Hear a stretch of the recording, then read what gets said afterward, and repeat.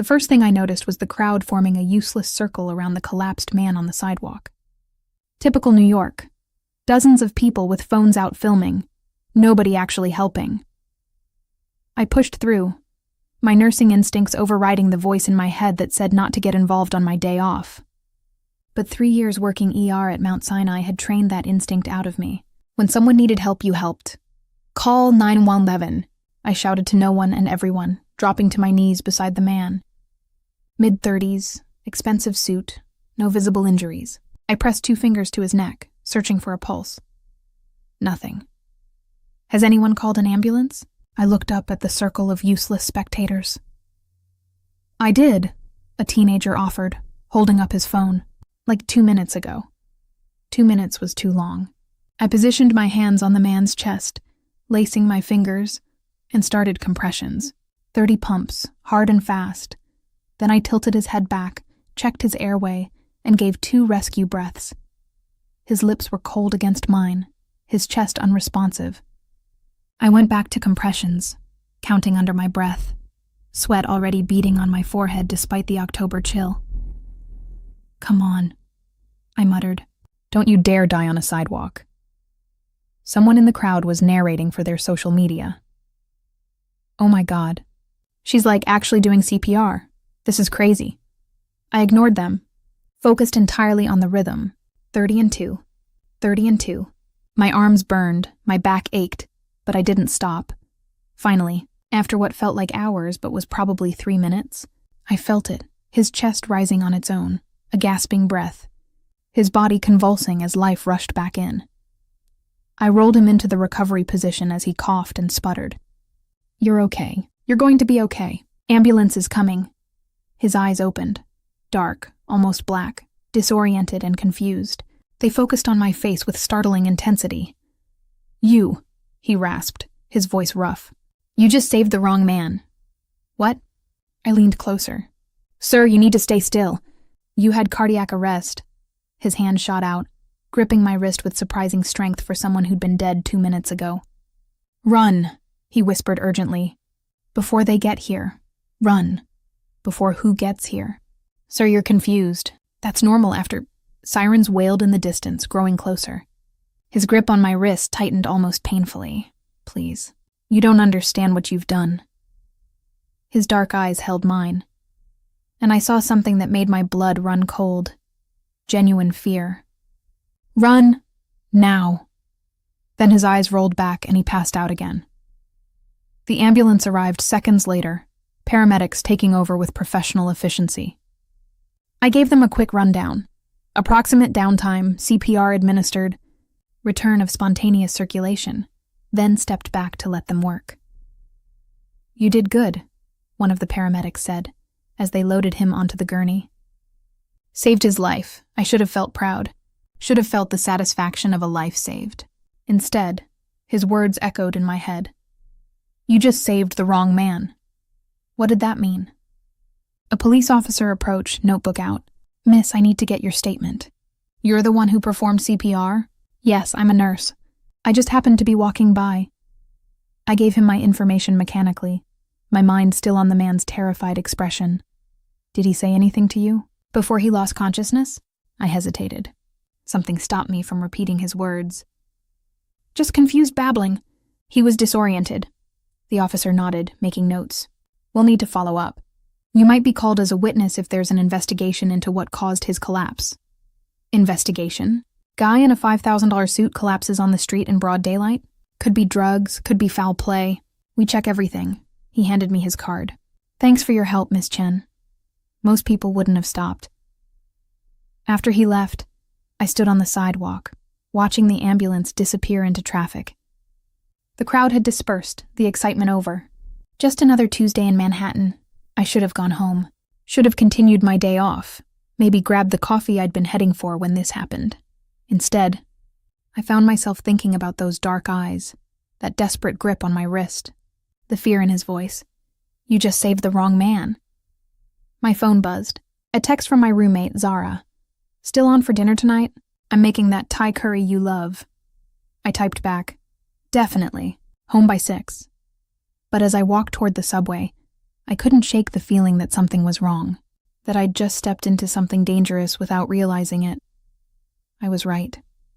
That evening, I was chopping vegetables in our tiny kitchen while Zara commanded the stove, when someone knocked on our apartment door. Loud, authoritative knocking that made us both freeze. "Expecting someone?" Zara asked. "No." I wiped my hands on a towel, moving to the door. Through the peephole, I saw two men in dark suits that screamed either federal agents or mob. In New York, it was honestly hard to tell the difference sometimes. "Miss Maya Chen?" One of them called through the door. My stomach dropped. "Who's asking?" "We need to speak with you about an incident this afternoon." "Please open the door." I looked back at Zara, who mouthed, "Cops?" I shrugged, unlocking the door but keeping the chain on. "Can I see identification?" The man closer to the door held up a badge, but something about it looked wrong. The font wasn't quite right, the photo slightly off. "I'm not opening this door," I said firmly. "If you're really police, you can contact me through official channels." "Miss Chen, this is urgent. The man you saved this afternoon is being treated at a hospital. If you have questions, talk to the doctors." "He's missing," the second man said. "Left the hospital against medical advice. We believe he may try to contact you." "Why would he contact me? I don't even know him." "Nevertheless, if he does, you need to call this number immediately." A business card slid under the door. "For your own safety." "My safety?" "What?" But they were already walking away, their footsteps echoing in the stairwell. I picked up the card. No agency listed, just a phone number. Definitely not official. What the hell was that about? Zara appeared beside me, eyes wide. "I have no idea." I told her about the man on the street, the CPR, his strange warning. He told me I'd saved the wrong man, that I should run. Okay, that's creepy. And now fake cops are at our door? Zara grabbed her phone. "We should call the real police." "And tell them what?" "That I helped someone who then disappeared from a hospital." I stared at the business card. Maybe I should call this number, find out what's going on. Or maybe you should do literally anything except that. Zara took the card from my hand. "Maya, you're the smartest person I know, but sometimes you have zero self-preservation instincts. Mysterious men warn you to run, fake cops show up at your door, and you want to call their number?" She was right. Of course she was right. My phone rang, an unknown number. Against every ounce of common sense, I answered. "Hello? Miss Chen." The voice was male, deep, with an accent I couldn't place. "You performed CPR on a man today. Adrian Volkov. I need to know everything he said to you." "Who is this?" "Someone who will pay you $50,000 for information, or make your life very difficult if you don't cooperate." The threat was delivered casually, like offering coffee or death was equally mundane. What did Volkov say? Nothing. He was confused, disoriented. "Don't lie to me, Miss Chen." I know he was conscious for at least 30 seconds before the ambulance arrived. "What did he say?" My heart hammered against my ribs. "He said I saved the wrong man, that I should run." "That's all?" Silence on the other end, then. "Did he say where he was going?" "No." "Did he give you anything? A phone number, an address, anything?" "No, he grabbed my wrist and told me to run." "That's it." I looked at Zara, who was frantically gesturing at me to hang up. "I don't know anything else." "You should have listened to his advice," the voice said quietly. "You should have run, because now you're involved, whether you want to be or not." The call ended. I stared at my phone, my hands shaking. "Zara, I think I'm in serious trouble." "Yeah, no shit." She was already packing a bag. "We're leaving. Right now. We'll stay at my boyfriend's place until we figure out what to do. We can't just..." A crash from the living room cut me off. We both spun toward the sound, and I felt my heart stop. Our window was broken, glass scattered across the floor. And standing in our living room, glass crunching under his expensive shoes, was the man from the street, Adrian Volkov. He looked better than he had on the sidewalk, color back in his face, moving with controlled strength, but there was something wild in his dark eyes, desperate. "I told you to run," he said, his accent Russian, I realized now. "Why didn't you listen?" "Because I live here," I managed, trying to sound braver than I felt. "And you're breaking and entering. They'll be here soon." Maybe 5 minutes, maybe less. They know you saved me, which means they think I might have told you something. He moved closer, and I saw he was favoring his left side. Did I tell you anything? Just that I saved the wrong man. You did. You should have let me die. But something in his expression softened. But you didn't, and now I owe you a life debt, which is why I'm here to get you out before they arrive. Before who arrives? People who will torture you for information you don't have. Who will kill you just to send me a message? He grabbed my arm, the same spot he'd gripped earlier. So we're leaving. Now. Like hell, Zara interjected, brandishing our kitchen knife. Get away from her or I'll... You'll what, stab me? He pulled back his jacket, revealing a gun holstered at his side. I'm trying to save her life. You can come too if you want, but we're leaving. Right now. As if on cue, I heard footsteps in the hallway. Heavy boots, multiple sets, moving fast.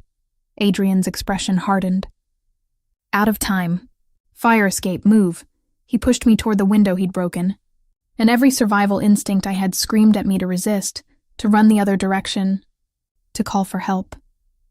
But something in his eyes, that same desperate fear I'd seen on the sidewalk, made me climb through the broken window onto the fire escape. Zara followed, still clutching her knife, and Adrian came last, moving with surprising speed for someone who'd been clinically dead hours ago.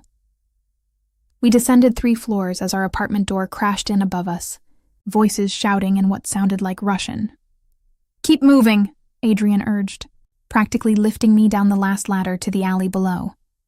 A black car was waiting, engine running, driver barely visible through tinted windows. Adrian shoved us both into the back seat, climbing in after us. Drive, he barked in Russian. The car peeled out of the alley, and I watched through the rear window as men appeared on our fire escape.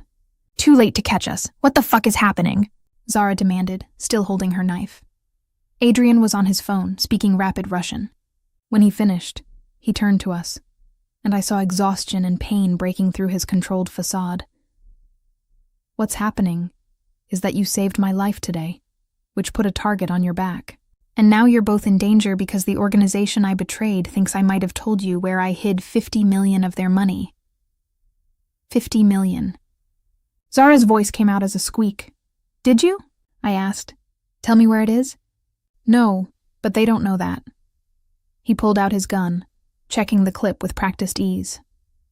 So until I can prove you're not a threat to them, you're both staying with me. Under my protection. Protection or kidnapping, I shot back. Both. He smiled, but it didn't reach his eyes. Welcome to my world, Miss Chen. You saved the wrong man, and now you're going to find out exactly what that means. The safe house was in Brooklyn, a nondescript brownstone in a neighborhood that looked too normal for criminals and kidnap victims. Adrian led us inside, his gun still drawn, checking corners with military precision before allowing us further. Upstairs, he directed. 2nd floor, bedroom on the right. I'm not going anywhere until you explain what's happening. I planted my feet, channeling every ounce of stubborn determination my mother had always said would get me in trouble. He turned, those dark eyes assessing me. You want explanations? Fine, I'm Adrian Volkov, former accountant for the Petrov crime family. I embezzled $50 million over 3 years, moved it offshore and was planning to disappear. But they found out, tried to kill me with a poison that causes cardiac arrest. He gestured to himself. Should have worked, but you happened to be walking by. So they'll come after me because you told them I have the money? No. They'll come after you because you saved my life. Which means I might trust you. Which means I might have told you where the money is. He leaned against the wall, and I noticed how pale he was. The poison is still in my system. I shouldn't have left the hospital, but staying meant they'd find me. You need medical attention. My nurse brain kicked in automatically. You could have another cardiac event. I have medication, and I have you if necessary. His smile was grim. You're a nurse, yes? I did my research while hiding in your building's basement for 3 hours. You were in our basement? Waiting to see who showed up at your apartment. The fake cops were scouts, confirming your location before the real team arrived. He pushed away from the wall with visible effort. Now bedroom. I need to secure this location. Zara grabbed my arm. Maya, we need to call the police. This is insane. And tell them what? That a dying criminal broke into our apartment to save us from other criminals who think we know where $50 million is hidden? I shook my head. We're in this now. Listen to your friend, Adrian said, already heading upstairs. She has good survival instincts. The bedroom was surprisingly comfortable. Queen bed, attached bathroom, even a TV. But the barred windows and reinforced door made it clear this was a gilded cage. Stay here tonight, Adrian said from the doorway. Don't try to leave, don't call anyone. I'll bring food shortly. After he left, locking the door with an audible click, Zara turned on me. Good survival instincts? Maya, we just got kidnapped. He saved us. Those men would have... I stopped, not wanting to finish that thought. At least here we're alive. For how long? Until he decides we're a liability? She paced the room. We need a plan. We need to escape. And go where? Back to our apartment, where the Russian mob knows we live? I sat on the bed, exhaustion finally hitting me. Zara, I think he's telling the truth. I think we're safer here than anywhere else right now. You trust him because you saved his life. But that doesn't make him a good guy, Maya. He admitted to stealing $50 million. From criminals. He stole from criminals. I lay back, staring at the ceiling. Not saying that makes it right, but it's not like he robbed innocent people. You're defending him. Oh my God, you're defending our kidnapper. Maybe I was. But something about Adrian Volkov didn't feel evil. Dangerous, yes. Criminal, absolutely. But when he'd looked at me with those desperate eyes and said I should have let him die, I'd seen something human beneath the cold exterior. I'd saved his life. And now, apparently, he was trying to save mine. Adrian returned an hour later with Thai takeout that made me suspicious about how he knew that was Zara's specialty. He'd clearly done thorough research on both of us. Eat, he said, setting containers on the dresser. You'll need your strength tomorrow. Tomorrow? I opened the pad thai, my stomach betraying me with a growl. What happens tomorrow? I prove to the Petrov family that you know nothing, which removes the target from your backs. He leaned against the doorframe, looking exhausted. Or I fail, and we all die. Super reassuring, Zara muttered. I don't deal in false comfort. He pulled out a bottle of pills, dry swallowing too. I'm going to sleep for 4 hours. Don't try to escape. There are men watching the building and they're not mine. After he left, Zara and I ate in tense silence. Finally, she spoke quietly. He's going to get us killed. Maybe. But he's also the only reason we're still alive. I set down my food. Those men who broke into our apartment, Zara, they weren't coming to ask polite questions. I know. Her voice was small. I'm scared. Me too. I moved to sit beside her. But we're going to be okay. We have to be. Neither of us believed it. I barely slept, jerking awake at every sound. Around 3 a.m., I heard a crash from downstairs. Then voices, angry, arguing in Russian. I pressed my ear to the door, trying to make out what was happening. Footsteps pounded up the stairs. The door burst open, and Adrian stood there, gun in hand, blood trickling from his temple. Get up. We're leaving. Now, what happened? They found us. Out the window onto the roof, move. He grabbed a bag from under the bed, clearly pre-packed for this contingency. Zara and I scrambled to follow as he opened the window, revealing a fire escape that led to the roof. More crashes from below. The sound of men searching getting closer. Adrian went first, then helped us both onto the fire escape. Quietly. Quickly.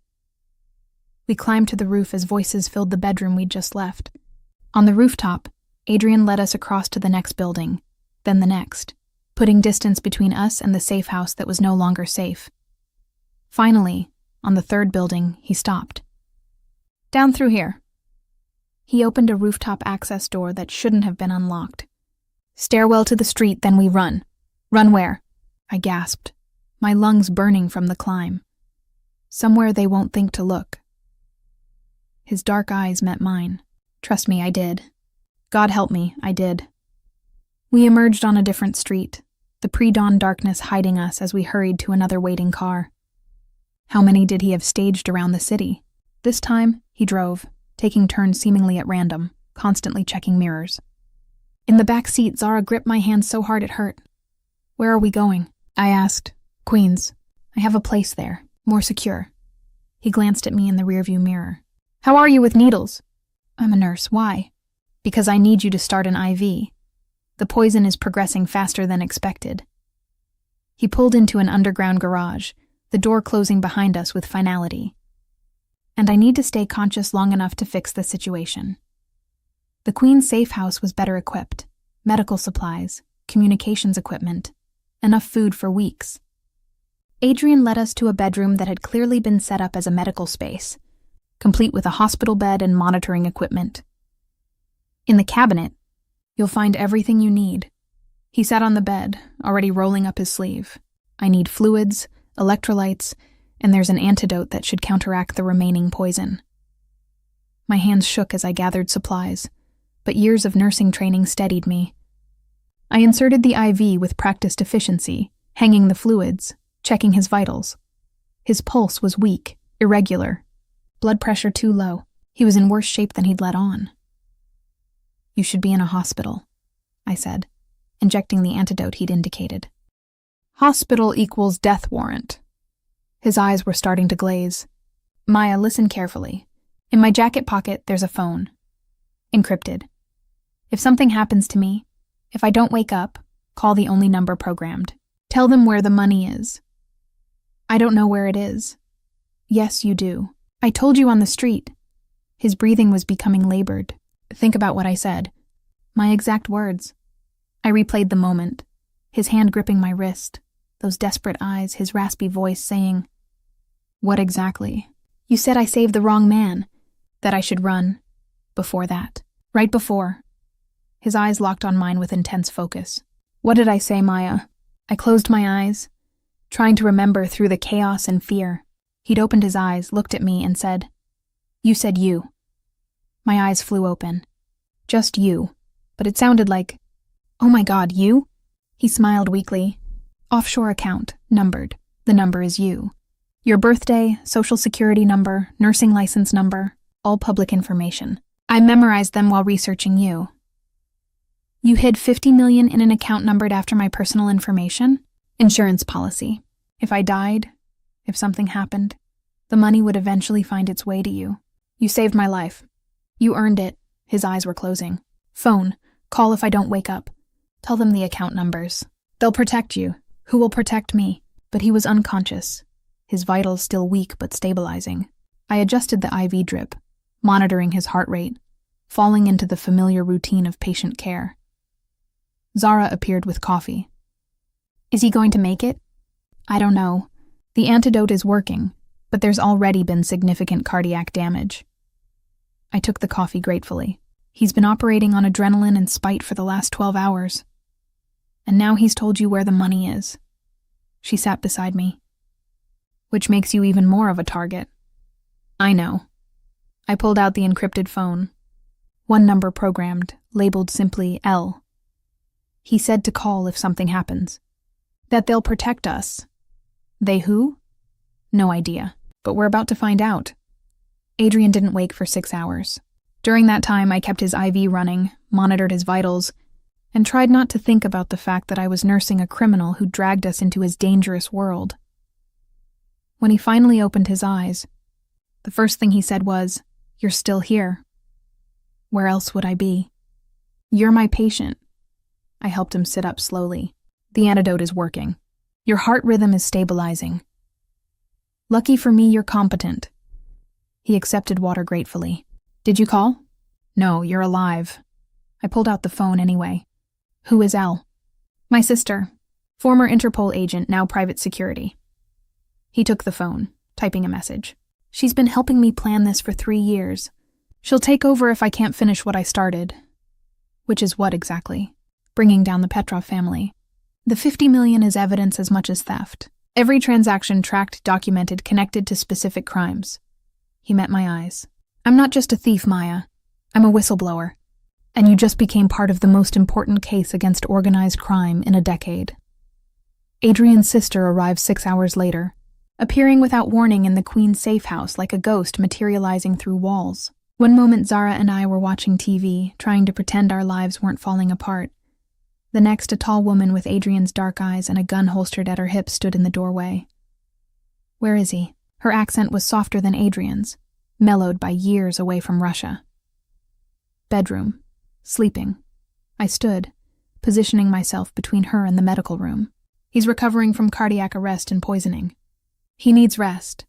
She studied me with an intensity that rivaled her brother's.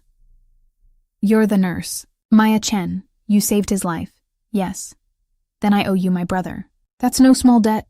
She extended her hand. "Lena Volkova. And before you ask, yes, I was Interpol. Now I'm freelance." I shook her hand, finding her grip firm and confident. "Your brother said you've been helping him for 3 years. Helping him stay alive while he gathered evidence." She moved past me toward the bedroom. "The Petrov family has killed for less than what he's done. The fact that he's survived this long is a miracle." I followed her, watching as she checked Adrian's vitals with professional efficiency. She'd clearly had medical training. "His heart rhythm is still irregular," she observed. "How long since the antidote?" 8 hours. I've been monitoring him continuously." "Good." She turned to face me fully. "My brother tells me he gave you the account information. That makes you extremely valuable and extremely vulnerable. I didn't ask for this. No one ever does. But here we are." She pulled out a tablet, bringing up files. "I need to know exactly what Adrian told you. Every word, every detail."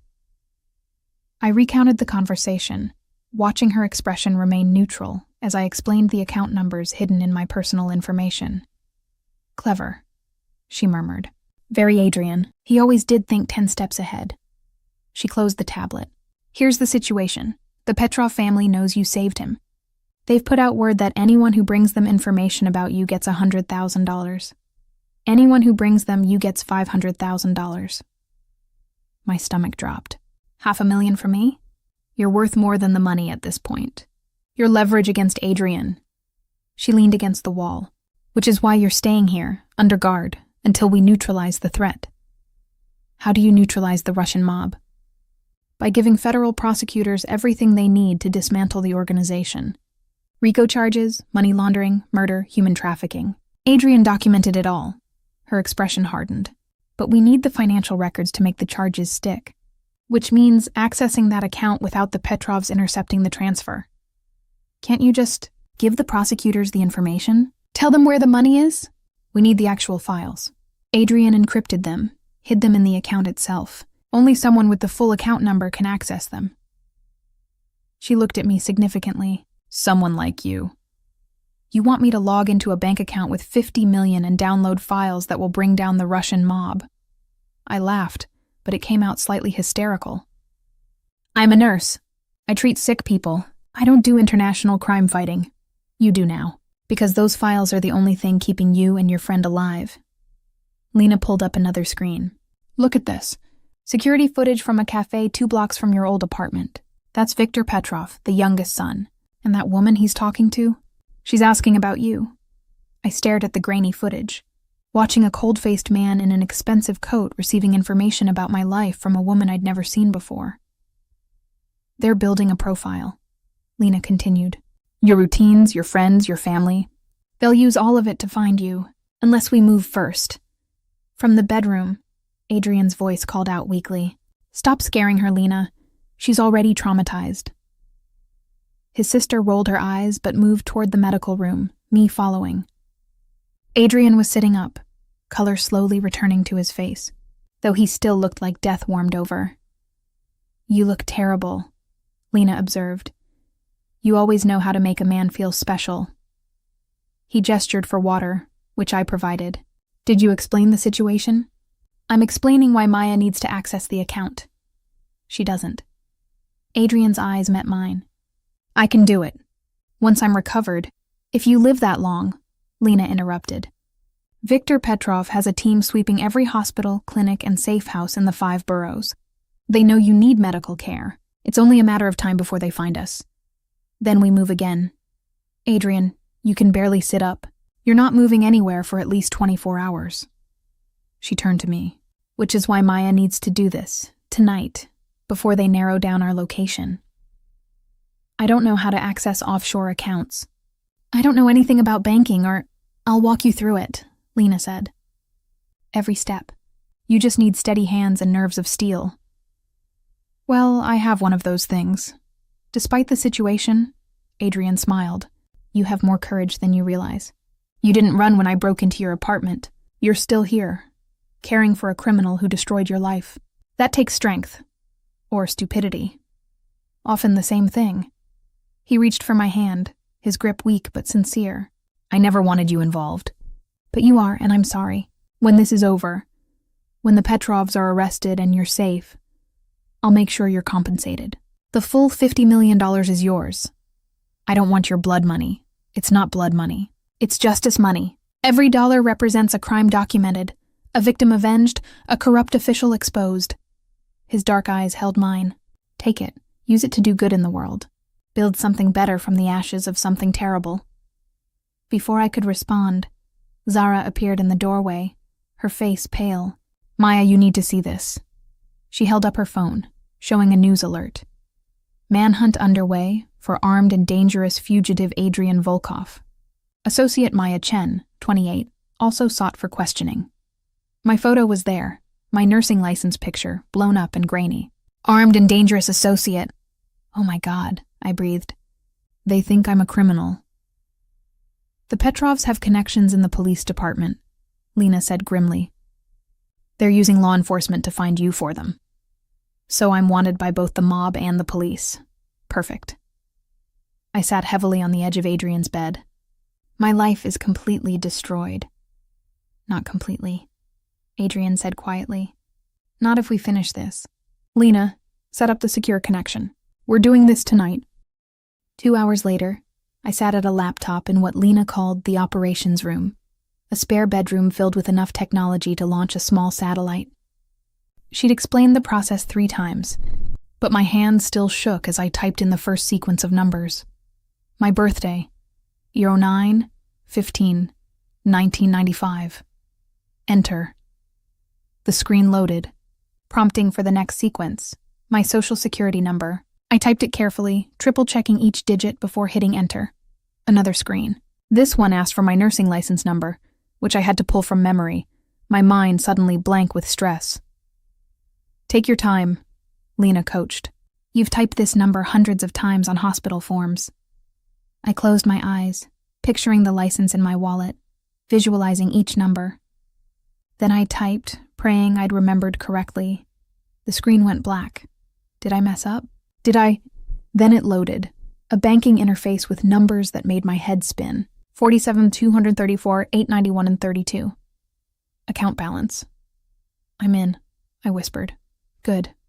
Now look for the documents folder. Adrian would have hidden it in plain sight.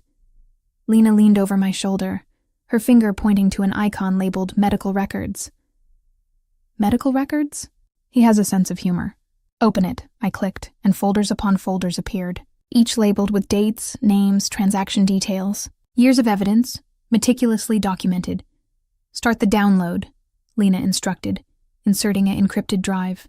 This will take about 20 minutes. Once it's done, we'll send copies to the FBI, the Treasury Department, and 3 major news outlets simultaneously. And then the Petrov family has bigger problems than hunting you. They'll be too busy trying to avoid federal prison. The download began, a progress bar crawling across the screen with agonizing slowness. Lena stood guard at the door, her hand resting on her gun. In the medical room, Adrian rested but remained conscious, monitoring police scanners for any sign they'd been located. 15 minutes in, the power went out. Backup generator, Lena said immediately, but her voice was tense. Should kick in any second. It didn't. Lena? Adrian called from the other room.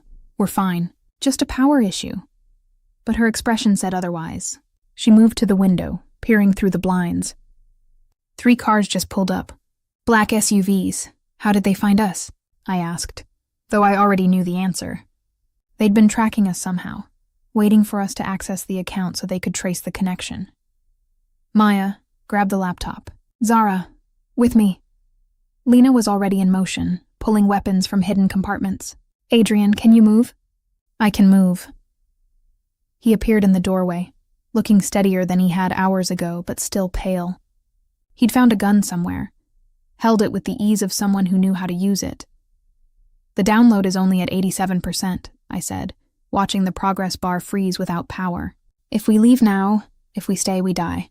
Grab the laptop. We'll finish the download somewhere else. Adrian was already moving toward a back room I'd never seen. This way. Emergency exit. We followed him through what looked like a closet but opened into a narrow stairwell leading down. Behind us, I heard the front door being breached, voices shouting in Russian. Faster, Adrian urged, though I could see the strain on his face. The exertion was too much too soon. We emerged in a sub-basement, a tunnel stretching ahead into darkness. Lena produced flashlights, handing them out as we ran. Where does this lead? Zara gasped. Subway maintenance tunnel, 2 blocks over. We'll come up in a different neighborhood. Adrian was breathing hard, his hand pressed to his chest. Behind us, footsteps echoed in the stairwell. They'd found the escape route. Keep moving, Lena commanded, bringing up the rear, her gun trained on the tunnel behind us. We ran through darkness. The laptop clutched to my chest, Zara's hand gripping mine. Adrian stumbled, and I caught him, feeling his heart racing dangerously fast beneath my palm. You need to rest. No time. He pushed forward, but I could see he was fading fast. Gunshots rang out, deafeningly loud in the confined space. Lena returned fire, her shots precise and controlled. Go, she shouted. I'll hold them off. Lena, no. Adrian tried to turn back. Protect the evidence. Protect her. Lena fired again, and I heard a body drop behind us. Go! Adrian hesitated only a second before pulling me forward. We ran, leaving his sister to face however many men were chasing us, the sound of gunfire echoing through the tunnel like thunder. Finally, we reached a ladder leading up. Adrian climbed first, his movements slow and pained, then pulled us up into a maintenance closet. We emerged in a subway station, commuters flowing past, oblivious to the 3 people who'd just escaped through a service entrance. Blend in, Adrian directed, tucking his gun away. Walk normally. We're just 3 people heading home from work. But I couldn't stop looking back, waiting for Lena to emerge from that closet. She never did. We ended up in a cheap motel in Newark, the kind that rented rooms by the hour and didn't ask questions. Adrian paid cash, his hand shaking as he passed bills to the disinterested clerk. The moment we were inside room 247, he collapsed onto the bed, his face gray. Adrian! I dropped the laptop, rushing to check his pulse. Too fast, too irregular. You overdid it. Your heart can't handle this kind of stress so soon after... Lena, he gasped. We have to go back for Lena. She told us to run. She was covering our escape. I pulled out the medical supplies we'd grabbed. Let me start another IV. You're dehydrated and your electrolytes are... My sister could be dead because of me. He tried to sit up, but his body wasn't cooperating. I should have stayed. I should have fought with her. You would have died. We all would have. I inserted the IV with practiced efficiency, my nurse training overriding my own fear and grief. She made a choice. Honor it by staying alive. Zara had the laptop open, her fingers flying across keys. The download stopped at 87%. Can we restart it from here? Not without power and a secure connection, Adrian said weakly. We need to find another safe house, somewhere with proper equipment. Every safe house you have is compromised, I pointed out. They found the Queen's location. They'll find anywhere else you've prepared. Then we go somewhere I haven't prepared, somewhere they won't think to look. His dark eyes found mine. Maya, where would you go if you needed to disappear? Somewhere personal. Somewhere that means something to you. I thought about it, then realized the answer immediately. My uncle's cabin, upstate in the Catskills. He died 2 years ago, left it to me in his will. I've never even been there, just paid the property taxes through my lawyer. Perfect. Obscure connection, rural location, probably has power and internet. Adrian struggled to sit up. How far? 2 hours? Maybe 3? I checked my phone, then remembered I'd left it behind at the Queen's safe house, along with everything that could be traced. We'll need a car. I can get us a car, Zara said quietly. She'd been silent since escaping the tunnel, her face pale, her hands shaking. My boyfriend Chris, he has a car. I can call him, ask him to meet us. No calls, Adrian said immediately. They're monitoring everyone connected to you. Friends, family, coworkers, anyone you might reach out to. Then what? We steal a car? Zara's voice was rising, stress finally breaking through. We're not criminals, Adrian. We're just normal people who got dragged into your mess.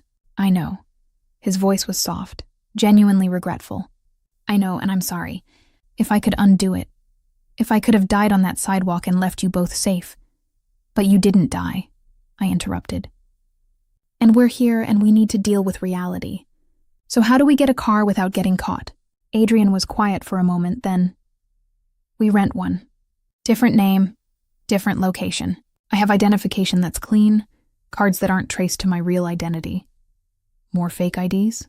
How many do you have? Enough to survive. He closed his eyes, exhaustion pulling at him. But I need a few hours. The IV, the medication, I need to stabilize before we move again. I checked his vitals. He was right. His heart rate was still dangerously high, his blood pressure dropping. Moving him now could trigger another cardiac event. 4 hours, I said firmly. You rest, let the medication work. Then we go. While Adrian slept fitfully, Zara and I sat in the motel's dingy bathroom, the only place we could talk without waking him. We should leave, Zara whispered. While he's asleep. Just run. And go where? They have my photo on the news, Zara. We're both wanted for questioning. Running makes us look guilty. We are guilty. We helped a criminal escape custody. Her eyes were wild. Maya, his sister, might be dead. People are dying because of us. People are dying because the Petrov family are murderers, I corrected. We didn't start this. We just got caught in it. So what's your plan? Hide in a cabin and hope it all goes away? My plan is to finish what Lena died trying to protect. We download the rest of those files, we send them to the FBI, and we end this. I grabbed her shoulders. Zara, I know you're scared. I'm terrified too, but running won't save us. Only finishing this will. You sound like him, like Adrian. She pulled away. You're starting to think like a criminal.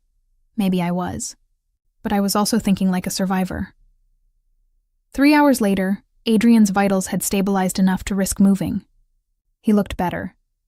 Color in his face, steadier movements. But I could see the grief weighing on him. He kept checking his phone, hoping for word from Lena that never came. She might have gotten away, I offered as we prepared to leave. She didn't. His voice was flat. If she'd escaped, she would have signaled by now. We had protocols. I'm sorry. She knew the risks. We both did. He pocketed the phone. She'd want us to finish this. To make her sacrifice mean something. The car rental went smoothly. Too smoothly. Adrian used the name Marcus Webb, complete with driver's license and credit card. The clerk barely looked at him, more interested in her phone than the transaction. We drove north as the sun set, taking back roads to avoid tolls and traffic cameras. Adrian insisted on driving despite my protests, his hands steady on the wheel, his eyes constantly checking mirrors. Tell me about your uncle, he said after an hour of silence. The one who left you the cabin. Uncle James. My mom's brother. He was kind of the family eccentric, lived alone in the mountains, painted watercolors, taught himself carpentry. I smiled at the memory. He used to send me postcards from random places, always with some weird philosophical quote on them. Sounds like a good man. He was. When I came out to my parents as bi, he was the only one who didn't make it weird. Just sent me a postcard that said, "Love is love is love," with a rainbow he'd painted. My throat tightened. He died of a stroke, alone in that cabin. They didn't find him for 3 days.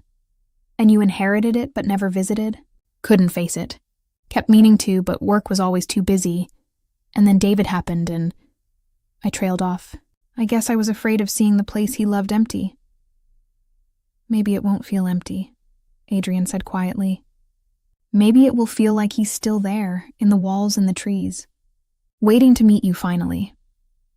The sentiment, coming from a man who'd killed someone in cold blood just days ago, caught me off guard. That's surprisingly poetic for a criminal. I read a lot in prison. Dostoevsky, Tolstoy, Nabokov. The Russians understand suffering and redemption better than anyone. He glanced at me.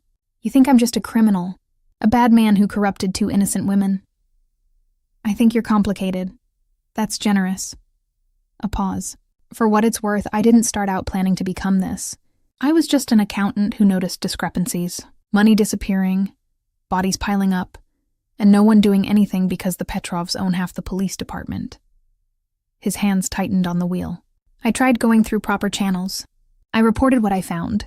Know what happened? Nothing? Worse than nothing. The detective I reported to was on Petrov's payroll. They came after my family. Killed my parents, tortured my sister. She survived, but she was never the same. He was quiet for a moment, so I decided if the law wouldn't stop them, I would. I went to work for them directly, gained their trust, and spent 3 years documenting every crime, every payoff, every murder, building a case that even corrupt officials couldn't ignore, and stealing $50 million in the process. That part was personal. They took my family, I took their money. He smiled grimly. I'm not a hero, Maya, but I'm not a monster either. I'm just a man who decided he'd rather die fighting than live in fear. We reached the cabin around 11 p.m. It was exactly as I'd imagined. Small, weathered, surrounded by tall pines, with a stream audible in the distance. Uncle James had chosen his isolation well. The key was where my lawyer said it would be, under a rock shaped like a turtle near the porch. Inside, dust covered everything, but the bones of the place were solid. Wood-burning stove, comfortable furniture, walls lined with my uncle's paintings. It's perfect, Adrian said, immediately assessing security. Windows, doors, sightlines. Remote, defensible, and they'd never think to look here. While he and Zara set up the laptop, I explored. My uncle's presence was everywhere. In the book stacked by his reading chair, the half-finished painting on an easel, even a coffee mug still sitting in the sink. I found myself crying, finally allowing the grief and fear and exhaustion of the past few days to surface. I'd been so focused on survival that I hadn't processed what had happened. The murder I'd witnessed, the flight through dark tunnels, Lena's sacrifice, my normal life destroyed completely. Maya? Adrian's voice was soft behind me. We have power and internet. We can restart the download. I wiped my eyes, turning to face him. And then what? We send the files and hope the FBI moves fast enough to arrest them before they find us. We send the files, we call the media, we make so much noise that the Petrovs can't silence us without drawing more attention. He moved closer. And then, if we survive, you get to decide what happens next. You can testify, help put them away, or you can disappear, take the money, build a new life somewhere they'll never find you. What about you? I'm already dead, Maya. The moment I stole from them, my life ended. I'm just making sure my death means something. He reached out, gently wiping a tear from my cheek. But you? You have a future. A real one. I'll make sure of it. How? By dying to protect me? If necessary. His dark eyes held mine. You saved my life. The least I can do is ensure yours is worth living. Before I could respond, Zara called from the main room. Downloads at 93%. Should finish in 10 minutes. 10 minutes. 10 minutes until we had everything we needed to bring down the Petrov family. 10 minutes until my life changed forever, one way or another. Adrian squeezed my shoulder, then went to monitor the download. I stood alone in my uncle's kitchen, surrounded by memories of a man who'd chosen solitude over compromise, peace over profit. I wondered what he'd think of his niece now, harboring criminals and planning to expose the Russian mob. Would he be proud? Horrified? Through the window, I saw car headlights in the distance, moving slowly up the mountain road. Too slowly, too carefully. Adrian, I called, my voice sharp with fear. We have company. He was beside me in seconds, his gun already drawn. We watched as 3 black SUVs emerged from the tree line, surrounding the cabin with military precision. How? Zara breathed. How did they find us? The download, Adrian said grimly. They must have been monitoring for any attempt to access the account again. Trace the connection. He checked his gun. Downloads at 97%. We need 3 more minutes. We don't have 3 minutes. I could see men emerging from the vehicles, at least a dozen of them, all armed. Then we make 3 minutes. He turned to us. Upstairs. There's an attic access. Hide there until it's over. Over. Adrian, there's 12 of them and 1 of you. 2. Zara appeared with a rifle she'd found in my uncle's closet. I grew up in rural Pennsylvania. I know how to shoot. Absolutely not. I started. Maya, get the laptop. Get upstairs. Let us buy you time to finish the download. Adrian's voice left no room for argument. This is what Lena died for. Don't let it be for nothing. Outside, a megaphone crackled to life. Adrian Volkov! Send out the women and we'll let you die quickly. Comforting offer, Adrian muttered. Then to me, go, now. I'm not leaving you. You are. Because you're the only one who can finish this. The files, the evidence, getting it to the right people. That's your job now. He gripped my shoulders. Please, Maya. Let me die for something that matters. Tears streamed down my face, but I took the laptop. Don't you dare die, Adrian Volkov. You promised to make sure my life was worth living. You can't do that if you're dead. Something softened in his eyes, a moment of genuine emotion breaking through. Then I'll try very hard to survive. I ran upstairs as the first shots shattered the front windows. The attic was cramped, dusty, and filled with boxes of my uncle's belongings that I'd never sorted through. I wedged myself between stacks of old paintings and focused on the laptop screen, the download crawling toward completion while gunfire erupted below. 8%. I heard Adrian shouting in Russian, his voice strong despite everything. Zara's rifle cracked 3 times in quick succession. Return fire punched through walls, splintering wood and shattering glass. 9%. My hands shook so badly I could barely hold the laptop. Any second they'd breach the cabin, overwhelm Adrian and Zara, find me hiding in the attic like a coward while 2 people died protecting me. 100%. Download complete. I immediately started uploading to the cloud storage Lena had set up, copying files to 3 different servers simultaneously. The upload would take at least 5 minutes. 5 minutes I had to stay alive. Below, something exploded. A flashbang or grenade, I couldn't tell. The concussion shook the entire cabin, dust raining from the attic rafters. More gunfire, closer now.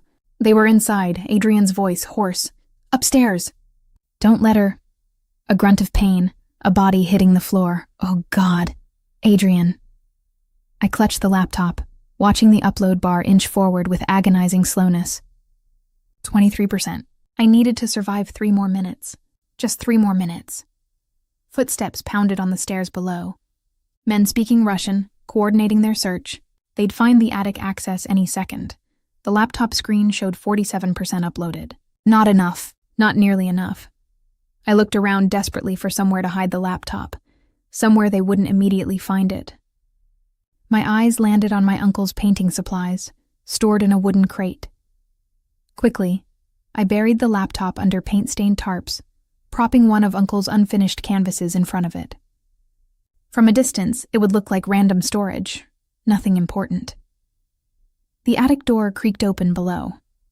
I pressed myself behind a stack of boxes, making myself as small as possible. A man's head appeared through the opening, flashlight sweeping the space. He spotted me immediately. Nasholio, founder. He hauled himself into the attic, gun trained on me. He was young, maybe mid-20s, with cold eyes and the Petrov family tattoos visible on his neck. Maya Chen, he said in accented English. You've caused us much trouble. I didn't do anything. I just saved a man's life. You helped a traitor. That makes you a traitor too. He grabbed my arm, yanking me toward the opening. Mr. Petrov wants to speak with you before you die. He pushed me down the ladder roughly. I stumbled into the hallway to find the cabin destroyed. Bullet holes in every wall, blood on the floor, furniture overturned. 3 bodies lay sprawled in the main room. Petrov's men, taken down by Adrian and Zara before they were overwhelmed. Zara sat tied to a chair, blood streaming from a cut above her eye, but alive. Her eyes met mine, terrified but defiant. Adrian knelt on the floor, hands zip-tied behind his back, blood soaking through his shirt from at least 2 bullet wounds. He looked up as they dragged me in, something fierce and protective flashing in his dark eyes despite his condition. Leave her alone, he rasped. She knows nothing. Then she won't mind answering some questions. The man who spoke was older, distinguished-looking in an expensive suit that seemed absurdly formal for a cabin raid. Viktor Petrov, I realized. Adrian had shown me his photo. He studied me with calculating interest. Miss Chen, The nurse who started all this trouble. Tell me where Adrian hid the money. I don't know. He used your information to create the account. Surely he told you how to access it. Victor's smile was pleasant, which somehow made him more frightening. We're not unreasonable people. Tell us what we want to know, and we'll let you go. Your friend, too. You're lying. You're going to kill us regardless. Well, yes, but how you die depends on your cooperation. He nodded to one of his men, who grabbed Zara's hand and placed it flat on the armrest. Perhaps you need motivation? No, wait. I lunged forward, but someone grabbed me, holding me immobile. Don't hurt her, please. Then tell me how to access the account. My mind raced. The upload had been at 47% when they found me. Not enough to ensure the files reached the FBI, but maybe enough that something survived. And if I told Victor what he wanted, he'd log into the account, delete everything, destroy all the evidence Lena died protecting. The account numbers are based on my personal information, I said slowly, buying time. Birthday, social security number, nursing license. But they have to be entered in a specific sequence. If you get it wrong 3 times, the account locks permanently. Then you'll enter them yourself. Victor gestured, and someone produced a laptop, setting it on the overturned coffee table. Show me. They untied one of my hands, keeping the other secured. I sat at the laptop, my fingers hovering over keys, my mind calculating odds and options. If I logged in, gave him access, he'd have everything.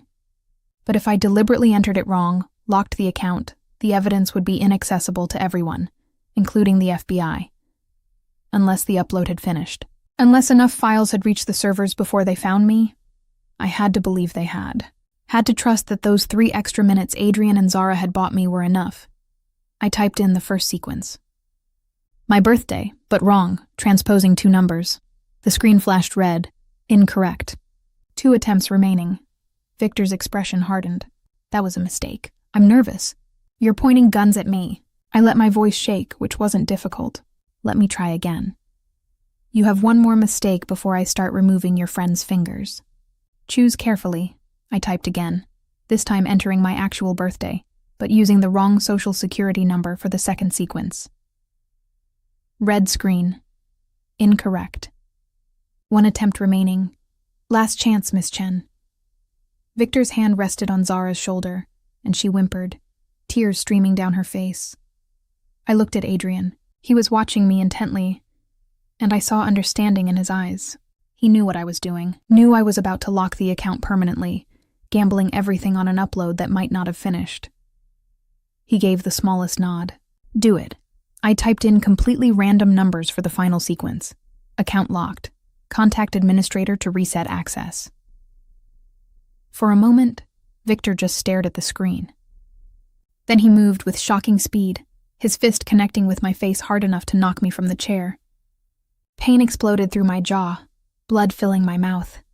You stupid girl. Do you have any idea what you've done? Protected evidence that will put you in prison. I spat blood, my head ringing. Files are already uploaded. Already sent to the FBI Treasury Department, 3 major newspapers. You're finished. You're bluffing. Am I? I forced myself to smile through the pain. Check your accounts.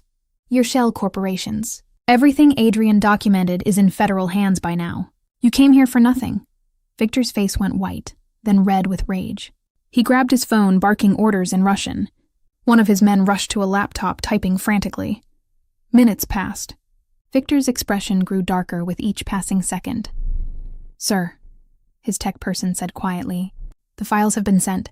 Multiple locations, multiple recipients. It's everywhere. Delete them. By the journalists, threaten the FBI contacts. Sir, it's already public. Someone posted the files to WikiLeaks. They're downloading them everywhere. We can't contain it. Victor went completely still. Then he turned to Adrian, pulling out a gun. This is your fault. All of it. He pressed the gun to Adrian's head. You destroyed my family's empire. Decades of work, gone. Because you couldn't mind your own business. Your empire was built on murder and slavery, Adrian said calmly, despite the gun at his temple. I just exposed what you really are. And now you'll die knowing it accomplished nothing. Because I'm going to kill everyone you protected, starting with her. Victor swung the gun toward me. Everything happened at once. Adrian threw himself forward despite his zip-tied hands. Shoulder-checking Victor's legs, the gun fired, the bullet passing inches from my head and shattering a window. Zara screamed, and from outside, a megaphone crackled. FBI, this is a raid. Drop your weapons and exit with your hands raised. Victor's men scattered, some running for exits, others raising weapons to fight. Adrian rolled toward me, his shoulder connecting with my legs, knocking me behind the overturned couch as gunfire erupted from multiple directions. Federal agents swarmed through doors and windows, tactical gear and assault rifles overwhelming Petrov's men within seconds. It was chaos, shouting, gunfire, bodies hitting floors, then silence. A female agent appeared, helping me up. Maya Chen? Are you injured? I'm okay. I looked around frantically. My friend Zara and Adrian were securing the scene. Medical is en route. She guided me toward the door. You're safe now. The files. Did you get the files? We got everything. Treasury, FBI, Interpol, NYPD. Everyone's been getting data dumps for the past hour. Biggest leak of organized crime documentation in history. She smiled slightly. You did good. Outside, the scene was surreal. At least 20 federal vehicles, emergency lights painting the forest in red and blue. Paramedics were loading someone into an ambulance, and I recognized Zara's voice protesting that she was fine. Zara! I ran to her, pulling her into a hug despite the paramedics' protests. You're alive. We're alive. Barely. She was shaking, her face pale. Maya, I shot people. I killed someone. I saw him fall and you saved my life. You bought me time to finish the upload. I squeezed her hands. We did it. It's over. But it wasn't over. Not yet. I found Adrian being loaded into a different ambulance, his condition critical. I pushed past agents, climbing in beside the gurney. Miss, you can't... A paramedic started. I'm a nurse, and he's my patient. I looked at Adrian, his eyes barely open. Stay with me. You promised you'd make my life worth living, remember? Did we win? His voice was barely a whisper. We won. Files are everywhere. Victor's arrested. Lena's sacrifice meant something. Good. His hand found mine. Grip weak. Maya, the money. Account's locked, but I have backup access. It's yours, all of it. Use it well. I'll use it to pay your bail. Get you a good lawyer. He smiled, blood on his teeth. Always the optimist. The ambulance doors closed, sirens wailing as we raced toward the hospital. I held his hand the entire way, monitoring his vitals, talking to him about anything and everything to keep him conscious. Why did you do it? I asked. Risk everything to expose them? Because someone had to. His eyes met mine. And because I met a woman who saved a stranger's life without hesitation, made me remember what it means to be human. I just did CPR. You did more than that. You saw someone dying and refused to let them go. Even when he warned you away, even when it meant danger, you stayed. His grip tightened slightly. That's not just medical training. That's goodness, real goodness. The kind that makes me want to be better than what I was. Then stay alive and be better. The world needs more good people, even former criminals. He laughed, then coughed, blood flecking his lips. The paramedic shot me a worried look. BP's dropping, she said. We need to move faster. The ambulance accelerated, and I squeezed Adrian's hand, silently praying to whatever gods might listen that the man I'd saved on a sidewalk 4 days ago would survive long enough to see the world he'd helped create. One where the Petrov family faced justice, where good people could walk streets without fear, where a nurse could save a life without destroying her own. 3 months later, I stood in front of the federal courthouse in Manhattan, cameras flashing as reporters shouted questions. Beside me, Zara gripped my hand, both of us wearing the conservative suits the prosecutor had insisted on. Behind us, federal agents formed a protective barrier. Miss Chen, is it true you've been given immunity in exchange for testimony? Maya, what's your relationship with Adrian Volkov? Are you afraid of retaliation from the Petrov organization? I ignored them all, following the agents inside where marble halls echoed with our footsteps. Today was the first day of Viktor Petrov's trial, and I was the prosecution's star witness. Adrian would have been here too, if he'd survived. He'd died 3 times in the ambulance that night, each time brought back by paramedics who refused to give up. He'd spent 2 weeks in intensive care, hovering between life and death while federal agents stood guard outside his room. I'd been there when he finally woke up, groggy and confused. His first words, "Did they get Victor?" They had. Victor, his father, his brothers, 17 associates, all arrested within 48 hours of the files going public. The evidence Adrian had compiled was overwhelming. Even corrupt officials couldn't ignore it.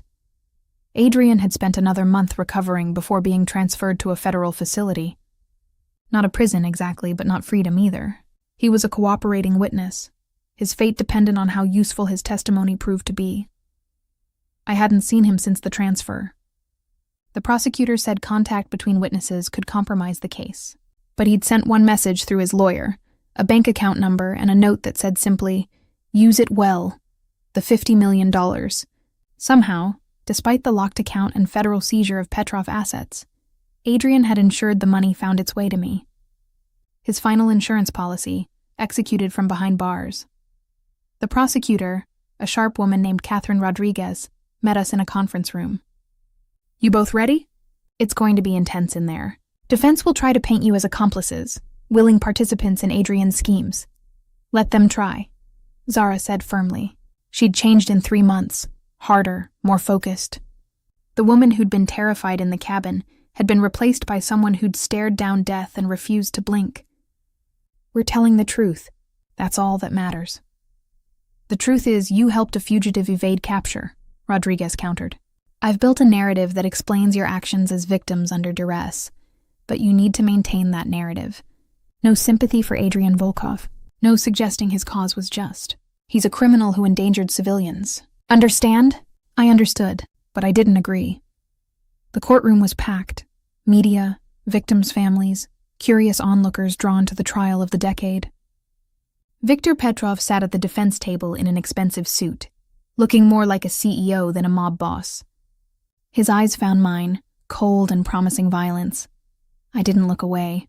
The trial lasted 6 weeks. I testified for 3 days, walking the jury through everything, performing CPR, Adrian's warning, the break-in at my apartment, the escape, the cabin. Rodriguez painted me as an innocent nurse caught in circumstances beyond her control. Victor's defense attorney painted me as Adrian's accomplice and lover, implying I'd known about the money laundering all along. "Isn't it true," he asked during cross-examination, "that you continued to treat Mr. Volkov despite knowing he was a wanted fugitive?" "I'm a nurse. I don't stop treating someone because they've committed crimes." "But you went beyond treatment. You hid him, helped him evade capture, actively participated in his schemes. I participated in staying alive. Viktor Petrov's men threatened to torture and kill me. Adrian Volkov protected me." I looked directly at the jury. "Was he a criminal?" "Yes. But he was also the only thing standing between me and people who wanted to hurt me for witnessing their crimes. Crimes you only witnessed because you chose to get involved. I performed CPR on a dying man. That's not getting involved. That's being a decent human being." The exchange went on for hours, the defense attorney trying to break me refusing to break. Finally, Rodriguez objected enough times that the judge called for recess. In the hallway, I found Zara crying in the bathroom. "I can't do this." When they asked about shooting those men, about killing someone, "Maya, I see his face every night. The man I killed. I can't stop seeing him." "I know." I held her while she sobbed.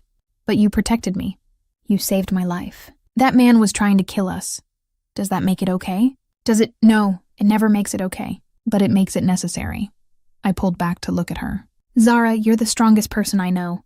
You were a graphic designer who'd never touched a gun, and you stood up against trained killers to protect your best friend. That takes courage I can't even imagine." She wiped her eyes. "They're going to put me on the stand tomorrow. And you're going to tell the truth. That we were ordinary people caught in extraordinary circumstances, who did what we had to do to survive."